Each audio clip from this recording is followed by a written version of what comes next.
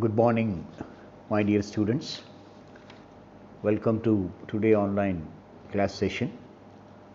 So in our earlier sessions, we had discussions on report writing, where we had a discussion on media report. So today we are going to have a discussion on business reports. So before going to business reports or media reports, so already I have explained you media reports in detail in my earlier class. Today let us have a discussion on business reports. So first of all, we should know what exactly the report means. Okay, and now look at the definition of a report. A report is a formal statement of facts written for a specific audience to meet specific needs. So a report is nothing but it is a formal statement of facts, okay, written for specific audience. So in every report writing, particularly when it comes to business report writing, the purpose of a report writing is it is a mean to specific audience, and it has to meet specific needs. So now the word report comes from the Latin word. The word report comes from the Latin word reportare. Reportare. So that means carry back. Reportare. The report word report has come from Latin word reportare. So reportare means, which means carry back. Thus a report is a description of an event or a situation based on facts to someone who was not present in the scene. So this is also very important. First of all, a report is a formal statement of facts written for a specific audience to meet specific needs. And forget about the report from which language it has come. So in a nutshell, what we can say that a report is nothing but it is a description of an event. So whatever the event that has taken place before, based on facts, okay, it always based on facts to someone who was not present in the scene. For example, if I am not present in the event that has been taken place earlier, so if I want to see what kind of thing or what kind of event that happened, if I ask someone, so that someone has to submit a report. So that means it is a description of event or a situation based on facts to someone who was not present in the scene, right? And then next, reports play a key role in any organization.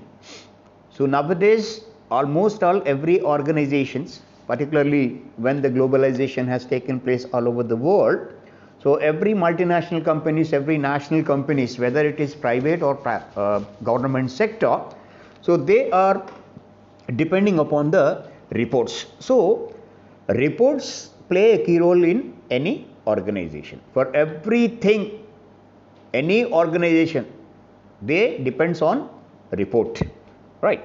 An engineer, a business executive, or a government official spends a large amount of time writing reports. So who are supposed to submit these kind of reports? An engineer can, a business executive can also, or a government official also spend a large amount of time writing the report. So this is not a short term this thing. It is a long term process where anyone, whoever is going to submit a report, has to spend lot of time. Until unless spend a lot of time on these reports, he cannot submit a proper report. Already I have told you that report writing is nothing but it is a description of event or a situation based on facts. So that is why it is a time consumer. So it will take lot of time.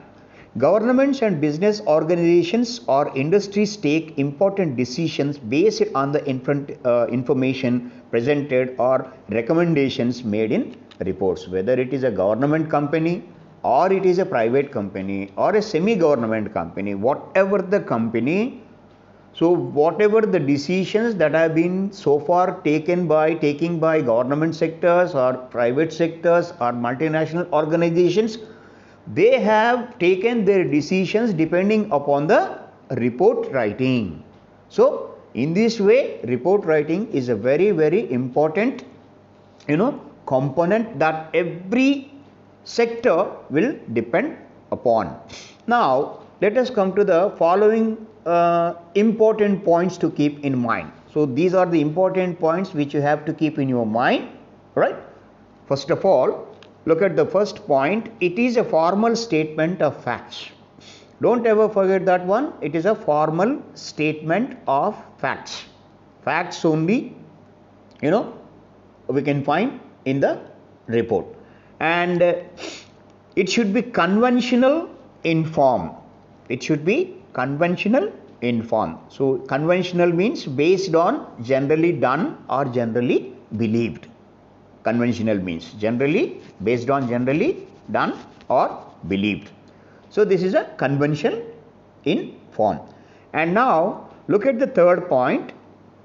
It should meet the needs of a specific audience. This is what in the beginning we have come across, a specific audience to specific needs. So the third point is the report should meet the needs of a specific audience. And look at the fourth point. It should include analysis and interpretation of data and the procedure for the collection of data. So in this report, unless a reporter has to analyze, and then next he has to interpret, and then next he has to take the data, and then next the data also should be explained how the collection of data has been taken. So these are the 4 steps in every report will take place. One is analysis, and the second one is interpretation, and the third one is data, and the fourth one is the procedure for the collection of data. Okay, so this is the fourth point. Now let us come to the fifth point. It should include analysis and interpretation.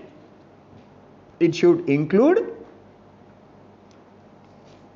analysis. It should contain, fifth point, it should contain conclusions reached by the writer based on the data or facts observed. So the report should be concluded. That means it has to contain conclusions also by the writer, whoever submitting it, based on the data or based on the facts that he had observed earlier. Okay. And then next, the last sixth point is it may include suggestions, recommendations where required. So it will not end, the conclusion is not at all an end of any kind of a report writing. That means he has to give some kind of suggestions, or he could give some kind of a recommendations, wherever they required. Right. Okay. Then reports may be categorized into different types on the basis of need, audience, periodicity, communicative form, nature, scope, and so on. So they can be categorized into different types depending upon the need, depending upon the audience, depending upon the periodicity, depending upon the communicative form, nature, scope, and so on. Right. The language and style is used in a report depends on who the intended reader is. So the language can be used by the reporter depending upon what you call to whom he is going to submit. For example, superior office. For superior officer, you have to use some kind of a different kind of language. And if you are going to submit your colleague, if you are going to submit that report to subordinate, or if you're going to submit the report to the customer or stakeholder. So it depends upon to whom you are submitting the report. Depending upon that fact, you have to choose your language. And then next, for instance, here it has been given, if the report is to be submitted to the superior office, it has to strictly follow a formal structure. Think that you are submitting this report to your superior officer. So you have to follow strictly formal structure. It should be formal. Then a report may be formal or informal, oral or written or informational or analytic, depending on the significance of the information. So a report may be a formal report or an informal report, or sometimes it may oral, sometimes it may written, and sometimes it may informational, or sometimes it may analytical. So it depends upon the significance of the information. Right. Oral reports are informal in nature. Oral reports are informal in nature. Oral report means without submitting any kind of written. Oral reports are informal in nature and they present information face to face. So this is something, giving orally, telling something, to your superior office or to your official or to your colleague or to your friend. This is, a kind of oral report presentation. This happens face to face. Some organizations prefer oral reports followed by written reports as they give immediate feedback and help in taking quick decisions. So some organizations, what they do, they prefer oral reports and they are supposed to follow by written reports because they give immediate feedback and help in taking quick decisions. Feedback means the result, so that they can take decision quicker, right? Then next, since the authenticity of oral reports is questionable unless recorded, organizations prefer written reports. So what happens sometimes in oral reports, they are not they don't possess any kind of accountability. So if I am submitting a oral report, I may report on some some favorable, I may give some kind of a favorable report on someone, on something. So that is why it arises a kind of doubt. So it is nothing but there is no authenticity for oral report, and it is also questionable unless it is recorded. So that is why what happens, organizations always they prefer what you call written reports. So written reports only have authenticity. So that is why almost every organization they follow not oral reports but written reports. Written reports are necessary for information storage. Okay, written reports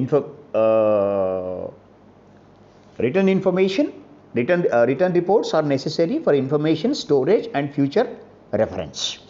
So depending upon the reports, written reports, okay, because by using the information that already have been stored for the future reference. Okay, then let us come to how to write a report. How to write a report. Let us come this slide.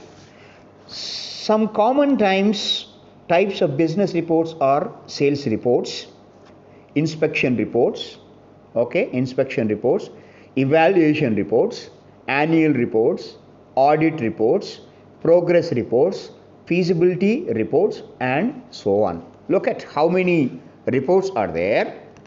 Okay, there may be sales report, there may be inspection reports, there may be evaluation reports, there may be annual reports, there may be audit reports, there may be progress reports, there may be feasibility reports.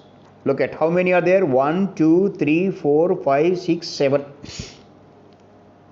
Okay, so in business report writing there are almost all 7 report writings are there, like sales reports, inspection reports, evaluation reports, annual reports, audit reports, progress reports, and feasibility reports.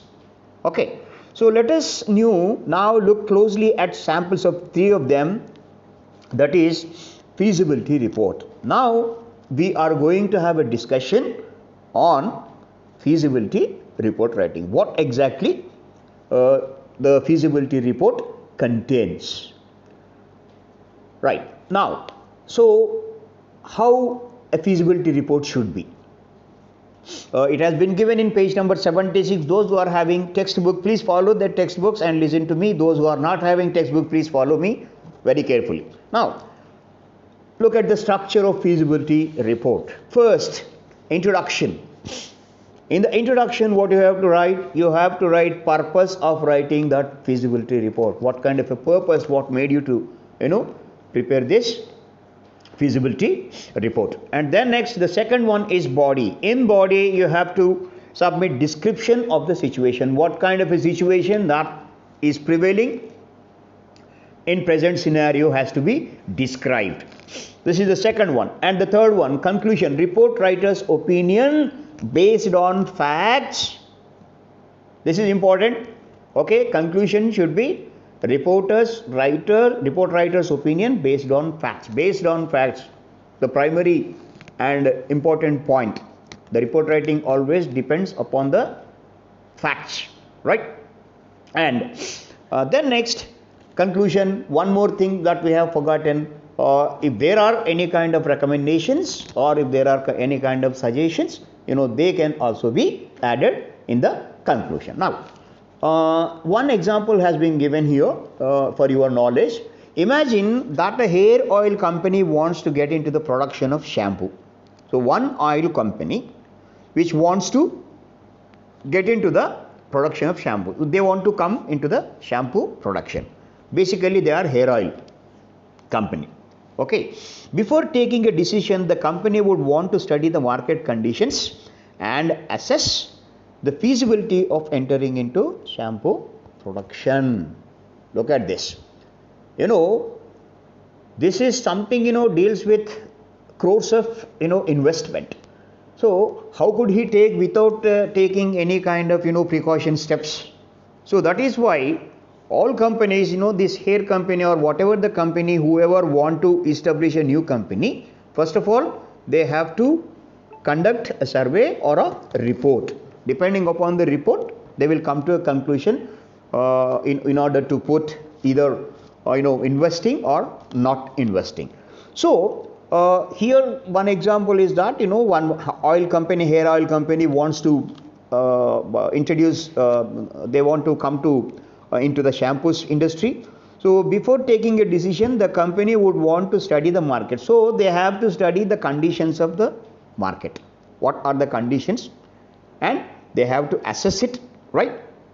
The feasibility of entering into shampoo production, whether it is suitable for them or not, has to be decided. So how it could be decided? Unless they go for a report analysis. It is essential for the report writer to find out answer to certain questions before submitting the report. So whenever a reporter, who is submitting this kind of a feasibility report, what he has to do? He has to find out the answers to certain questions, because it is a question of, course of investment. So the report writer he has to find out the answer to certain questions. Right. Now look at the groundwork. So look at the groundwork. What are the questions that are supposed to, what are the answers that are supposed to find out by the report writer? Here it has been given. Please have a look. Studying the market.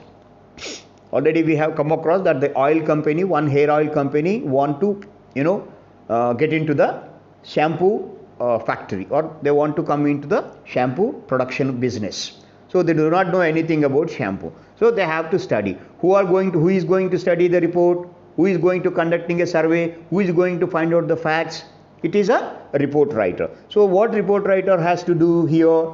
How many varieties of shampoos are already in the market? This is the basic question, right? What is the number of varieties of shampoos already available in the market has to be, find out. Number one, in groundwork. Then next, second thing is, what is their price range? So price always, cost always matters, like in our Indian market system. So all are not rich people here. So some middle class people are there, above middle class people are there, rich people are there, and below poverty people also there. So that is why he has to study the range of their prices, cost. This is the second groundwork which he has to find out. And now look at the third one, which are the popular ones among them. So first, how many varieties of shampoos are there, has to find out. Then what is the cost of those shampoos varieties, and then next, the third one is which are the popular ones among them, which is the famous one from that shampoos. And now look at the fourth point, groundwork. What are the reasons for their popularity? So how many popular shampoos are there, why they have become popular in the market, right? So these are the reasons which has to find out by the reporter. Look at this, how they are become popular in market. Because of quality, that particular shampoo has become popular, or because of packaging, or because of advertisement, or because of sales network, or because of incentives to customers.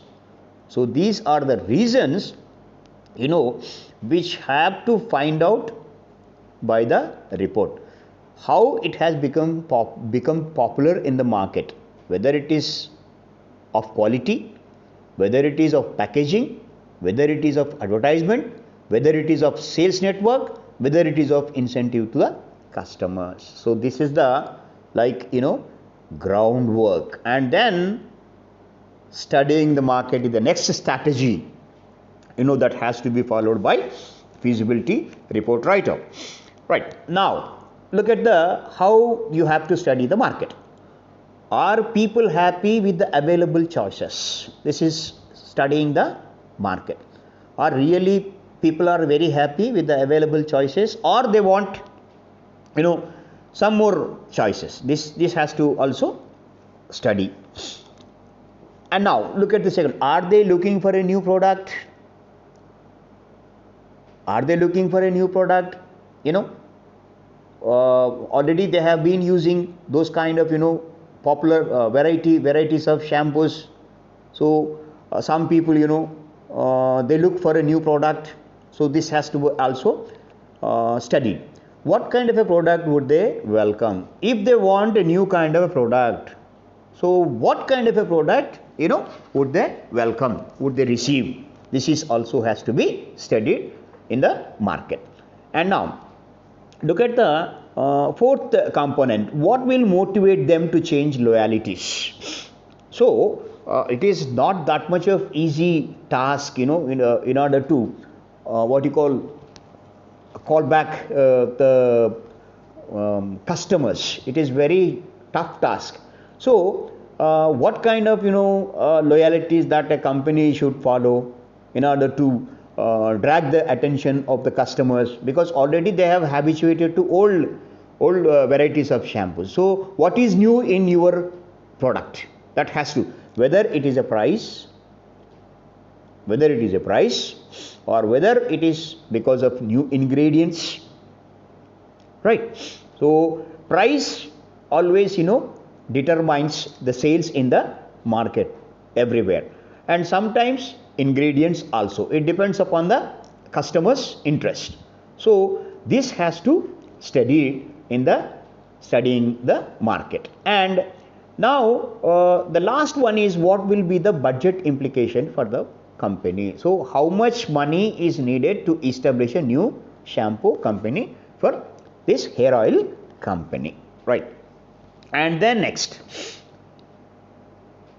impact. After groundwork, after studying the market, and then next you have to go for impact. How will the production of the new product affect the budget of the company? So now if I am going to spend 100 crores of investment on this newly going to introduce shampoos company, will it affect, how will the production of the new product affect the budget of the company? Will it be going to affect my company's budget? This is the number one. And the second one is, can the company attract experienced personnel? Can the company attract experienced personnel? And the third one, what should be the price? Okay, if I want to start the new company, right, what should be the price? And the last one is, will it be competitive? So already in the market there are number of shampoos are available, right? So now I am going to introduce a new kind of shampoos in the market. Will it be stand by itself, with the other old varieties of shampoos? Now this, and now look at the impact number 2. What should the marketing strategy be? So there should be a strategy. So if I start the new company, what kind of a strategy that I have to maintain for this new production, and when and how soon should the company enter the market? So there should be a compulsory time tenure, right? So that is why when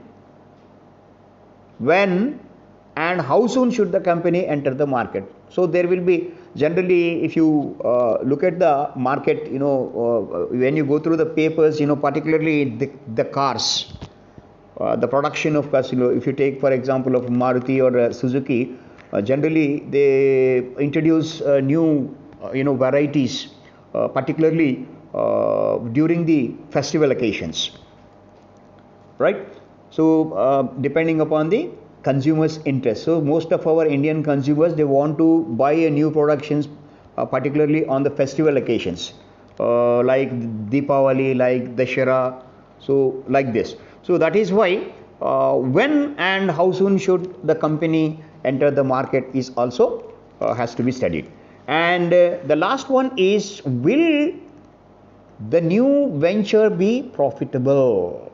Will the new venture be profitable? So until unless if I get the profit, what is the use of establishing new company, right? So answers to these questions will become the body of the report. So all these answers for these questions, the answers should be also there. They will come in the body of the report. In the beginning I have explained you that introduction purpose of writing report should be there, and in the body, description of the situation. This is what, finding out the questions and answers, which will come in the body of the report. The conclusion will be a discussion of the answers. Thus a feasibility report, as the same indicates, analyzes a business proposal and evaluates its viability, right? And now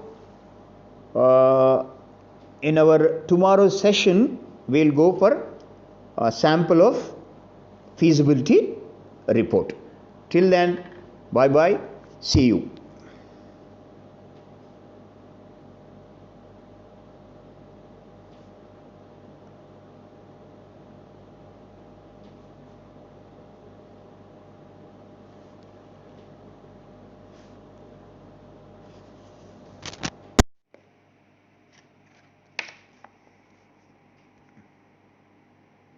Minutes.